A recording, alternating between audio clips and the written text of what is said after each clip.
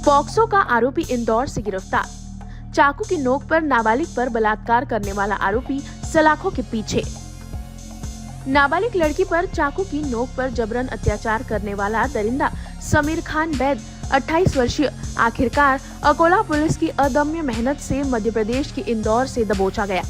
इस हत्यारे की गिरफ्तारी के पीछे लगभग 5000 किलोमीटर का पीछा, 250 से अधिक सीसीटीवी फुटेज की जांच और रेलवे ट्रैकों की छानबीन रही। 6 सितंबर 2025 डाबकी रोड पुलिस थाने में पॉक्सो अधिनियम व भारतीय दंड संहिता के तहत दर्ज हुआ था। दरिंदगी की ये घटना तब हुई थी जब पीड़ित के घर पर सभी गणेश विसर्जन में व्यस्त थे। इसी अवसर पर आरोपी ने घातक चाकू की नोक पर घर में घुसकर मासूम का बलात्कार किया, जिससे पूरे जिले में गुस्से की लहर दौड़ गई। विभिन्न सामाजिक संगठन ने आरोपी के खिलाफ सख्त से सख्त कदम उठाने के लिए आंदोलन छेड़ दिया था। इतना ही नहीं, आरोपी के हाथ पैर काटने वाले को भी इनाम की घोषणा कर दी गई थी। इस बढ़ते दबाव के बीच माननीय पुलिस अधीक्षक अर्चित चांडक ने तुरंत एक विशेष जांच टीम गठित कर आरोपी की खोज में जुटने के आदेश दिए।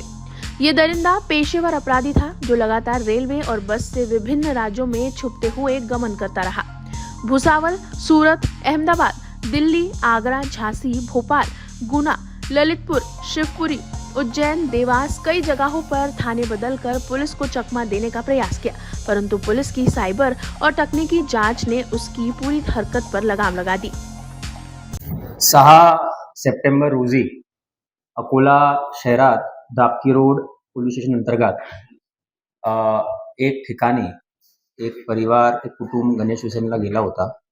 त्यावेळेस एक 16 वर्षाची अल्पवयीन मुलगी होती, त्यांच्या घरात राहत होती। तर त्यावेळेस एक माणूसनी म्हणजे तोच एरियामध्ये राहतात तो माणूस, तर तिथे त्यांनी एंट्री घेऊन चाकूचे धाकवर बलात्कार केला अशी बातमी अशी माहिती आम्हाला त्यावेळेस प्राप्त झाली होती 8:30 वाजता दरम्यान। लगेच पोलिसांनी आमचे दाबकी रोडचे जे ठाणेदार आहेत त्यांनी लगेच गंभीरता दाखवून FIR दाखल केला होता, परंतु तो आरोपी त्यावेळेस पळून गेला होता आणि आरोपीचं जे नाव होता तौहीद खान समीर खान बैद आणि 28 वर्षाचा आरोपी होता। आणि नंतर असा माहिती भेटली की आरोपीची पार्श्वभूमी पण गुन्हेगारीची आहे, त्याचे अगोदरचे पण 5 गुन्हे होते आणि त्याच्यावर प्रिव्हेंटिव्ह ऍक्शन सुद्धा पोलिसांनी घेतला होता आणि तो बेलवर रिलीज पण झाला होता। तर 6 तारखेला जेव्हा ही घटना झाली होती तेव्हा त्याच्यानंतर FIR दाखल करण्यात आला होता तत्काल, आणि तत्काल आमची 4 पथक रवाना झाले होते, 2 LCBचे आणि 2 लोकल पोलीस स्टेशनचे। याच्यामध्ये एक पार्श्वभूमी अशी पण आहे की त्यावेळेस आमचा गणपतीचा बंदोबस्त आणि ईदचा बंदोबस्त सुद्धा सुरू होता, कारण की 7 तारखेला अकोटमध्ये एक मोठ्या प्रमाणात गणपतीचा विसर्जन असतो, नंतर 8 तारखेला बालापूरमध्ये ईदची जुलूस होती, नंतर 9 तारखेला सिटीमध्ये होती। तर आमचं जे रिसोर्सेस होते, काही रिसोर्सेस गणपती आणि ईद बंदोबस्तमध्ये पण आमचे व्यस्त होते, तरी सुद्धा हे गुन्ह्याची दखल घेऊन गंभीरता घेऊन त्याच्यावर आमचे 4 पथक रवाना झाले होते। हे आमचे पथक कमीत कमी 4 दिवसमध्ये 5000 किलोमीटरचा त्यांनी ट्रॅव्हल केलेला आहे।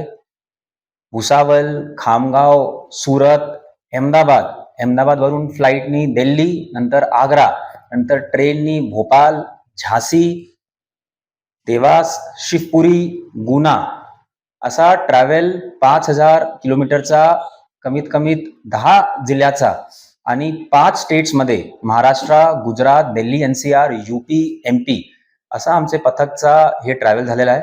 टोटल आमचे 10 अधिकारी, 40 कर्मचारी हे केसवर आमचा लक्ष होता, कारण की एक संवेदनशील केस होता, गंभीर केस होता आणि घटना खूप अतिशय दुर्दैवी होती।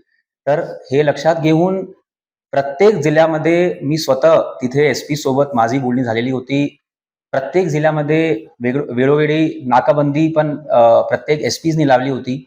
हे केसमध्ये GRP आणि RPF यांचा पण आम्हाला खूप सहयोग भेटला प्रत्येक रिजनमध्ये, आणि आमचा टेक्निकल सर्व्हिलियन्स, आमचा ह्युमन इंटेलिजन्स, आमचे इन्फॉर्मर नेटवर्क खूप अतिशय चांगल्या पद्धतीचा आमचा इन्फॉर्मर नेटवर्क आणि टेक्निकल सर्व्हिलियन्स आमच्या याच्यामध्ये केंद्रित होता आणि वापर झाला होता।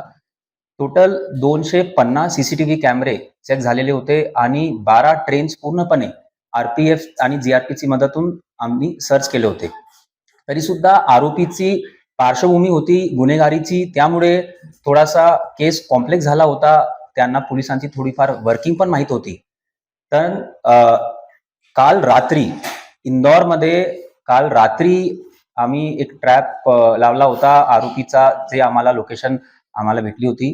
काल रात्री आम्हाला आरोपी इंदौरमध्ये आमचे LCBचे पथकने शंकर शेळके PI साहेबांचे अध्यक्षतेखाली गणेश ढोले व हसन व इतर आमचे कर्मचारी होते, ज्यांनी आरोपीला काल रात्री अटक केलेली आहे.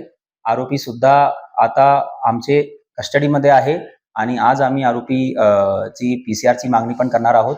तर मला फक्त याच्यामध्ये एक दुर्दैवी घटना आहे, परंतु आनंद याचा होत आहे की खूप अतिशय मेहनतून आणि परिश्रमच्या नंतर हे आम्हाला आरोपी आमचे कस्टडीमध्ये आलेला आहे आणि खूप परिश्रम आणि ट्रॅव्हल कमीत कमी 100 आवर्सचा ट्रॅव्हल आमचे पथकने केलेला आहे.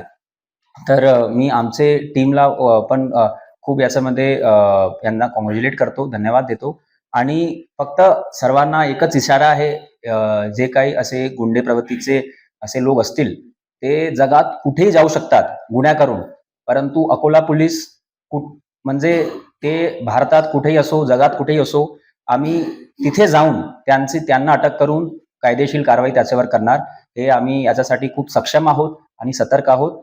तर आपल्याला फक्त एक माहिती देण्यासाठी आज एक प्रेस कॉन्फ्रेन्स आम्ही आयोजित केलेली आहे. अंततः इंदौर बाईपास पर सटीक घेराबंदी कर आरोपी को दबोच लिया गया। इस साहसिक कार्रवाई का नेतृत्व पुलिस निरीक्षक शंकर शेळके ने किया, जिसमें डाबकी रोड पुलिस थाने की टीम, स्थानीय गुन्हे शाखा और साइबर शाखा के जवानों ने मिलकर अमूल्य सहयोग दिया। ये सफलता पुलिस के संकल्प और तकनीकी दक्षता का शानदार उदाहरण बन गई है। अकोला से न्यूज फर्स्ट के लिए मनीष खर्चे की रिपोर्ट। हमारा हर शब्द समाज की आवाज, हमारी हर पहल निष्पक्षता का कदम, आपकी हर समस्या में आपसे पहले दिखेंगे हम हैं न्यूज फर्स्ट। ईश्वर का सच, हमारा साहस और आपका विश्वास। सच, साहस और विश्वास।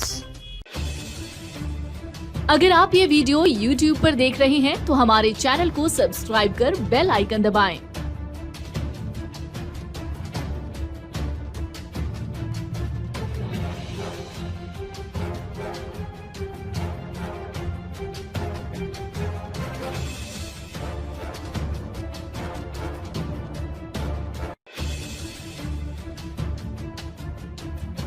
और Facebook पर देख रहे हैं तो हमारे पेज को लाइक करें।